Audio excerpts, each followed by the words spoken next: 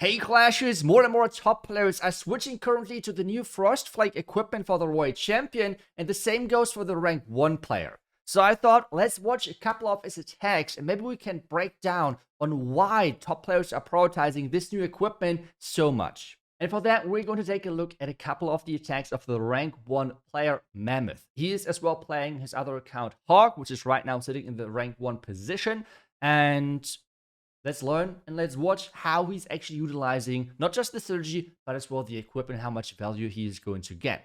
With that being said, let's take a look at this toxic looking base, really heavy stacked core. But the problem here is, which a lot of people might find out as they're trying to fireball the core, if you fireball like the topside builder hut or something, the issue is that you won't get the majority of the core. This is why he's using another invis to get that fireball into the fire spitter, and with that, most of the core is going down. Those little things with the fireball can really make a big difference.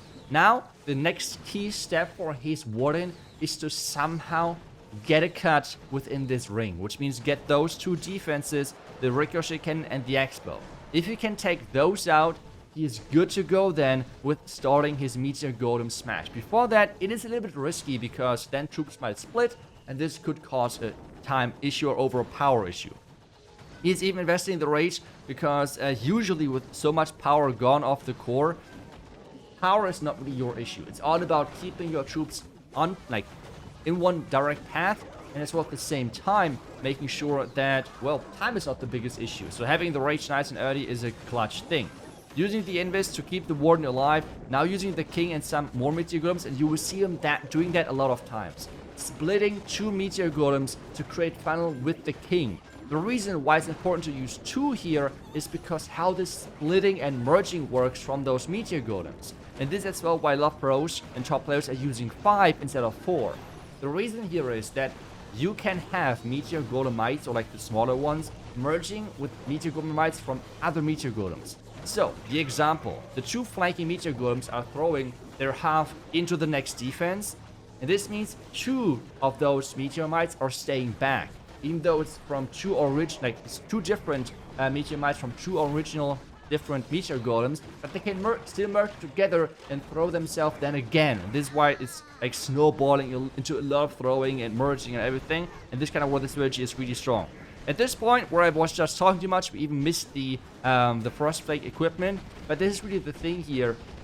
You won't see this equipment using the equipment and tripling the entire base, like for example the fireball or something. This is a supportive equipment which is just really clutch in those especially modifiers because the defense are dealing so much damage. So on this one, he blocked I think like 2 ricochet cannons and everything around it, and this can already mean a big difference for the later stages of the attack. In this attack, Rocket Spear would have worked, Froststrike would have worked, completely fine. But for the first attack, I just wanted to break down some of the fundamentals about why he's picking this army overall. So now let's get into why he's actually playing the Frostflake. And the main reason why many people are struggling with the Frostflake is because it's actually even harder to utilize and use than the Rocket Spear.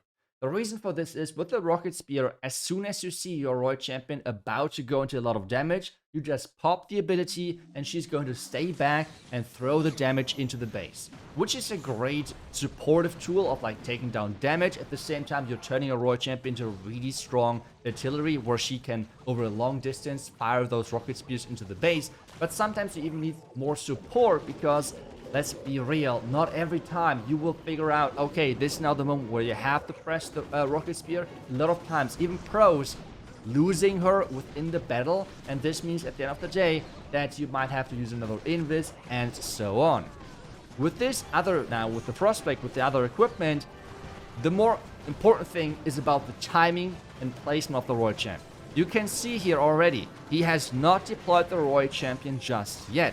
And the reason is he's going to deploy her as he needs the support in the middle of, or like in the outside ring of the base. As his troops are now pushing in, he now wants to have the X-bow gone, the support with the meteor golems on the flank, and now working together with the Royal Champion and the meteor golems. Now, as he's moving forward, he can still like support everything. He can as well save a box rotation if he wants to, but the clutch thing is to have the support versus heavy hitting back end defense like Monolith or like the Revenge Shower and so on. So as he's moving through, he's saving the ability, and as he's now getting towards the Town Hall, now he's popping the ability. And if we stop it right now, you can see he's taking no damage from this Super Wizard Tower, from another Super Wizard Tower, from the Monolith, from the Multi-Archer Tower, from this Ricochet Cannon as the Queen is moving into the range. Without this freeze, this would have most likely not been a 3-star. And again, this was only possible because he delayed the Royal Champion so he could use this back-end freeze. This is not about pressing the ability and dealing a lot of damage, because obviously the Rocket Spear could have dealt a lot of damage to those back-end defenses.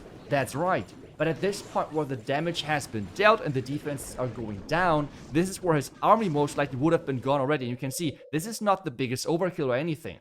So having this freeze on the back end for 7 seconds was a really clutch thing for this one. So we note, for most people, if you cannot time the Royal Champion properly, you're not going to get the crazy value from this equipment like most of the pros. And this is where I see that most people are struggling with the equipment, because it seems like that they're just sending the Royal Champion in early and not delaying her and not allowing this crazy back-end value. Now let's move on with the next base, the next diamond base. And again, on those type of bases, you usually always go with a lock launcher. The reason for this is somewhat obvious, because you want to go normally from the far side, especially if both fire spitters are pointing towards the town hall. This makes this then even more obvious. With that being said, you need to clear a flank. On this one, he's trying to fireball the X-Bow, not doing the fireball right away, and this means like he's able to get rid of the tester and such. At the same time, his Sneezy staying safe, because that pad is just super crucial. Fireball, now with the Earthquake, but as well he's splitting one Earthquake into the core for the lock launcher later on. But the first Earthquake did miss, unfortunately, the Ricochet Cannon, so it's staying alive. So that's not optimal. But hey, it's Mammoth, right? So like he doesn't really mind. Now the lock launcher again with 2 of those Meteor Golems. We have the King on the flank, and you can see again, he's delaying the Royal Champion. But the question is, until when do you want to delay the Royal Champion? You usually try to delay it when the King is tanking major defenses, which would target the Royal Champion otherwise. So for us right now in the attack, the timing is kind of like as the King is moving in and could tank those back-end defenses, or as his main push is moving in and tanking those defenses. Because this is the clutch thing. He wants to have the Frostbite ability for this back-end, because take a look at this back-end defense. Like, that's crazy. Revenge Tower, ton of Super Wizard Towers. All those back-end defenses might go crazy if he doesn't have a plan for that. The Rocket Spear again is a plan to take those out eventually, but at that point the army is most likely gone. So instead now he has this opportunity of using the freeze as everything wakes up. Now the totem to tank the heroes, because they're not frozen from the Frost Flakes. Now the Spiky Ball, now the Frostbite, take a look at that if we freeze again. Multi-Inferno Tower, Revenge Shower, the X-Bow, the Super Wizard Tower, and I think another defense, I don't even know. So a lot of defenses again are frozen, which means all of those heavy hitting defenses are not able to fight back. He's even able to have another freeze, which he can now use for those heroes and the Guardian. And this really allows in the back end to triple the space, because again, take a look at what is left. Without the frost effect on the Revenge Tower, this would have not been a 3-star.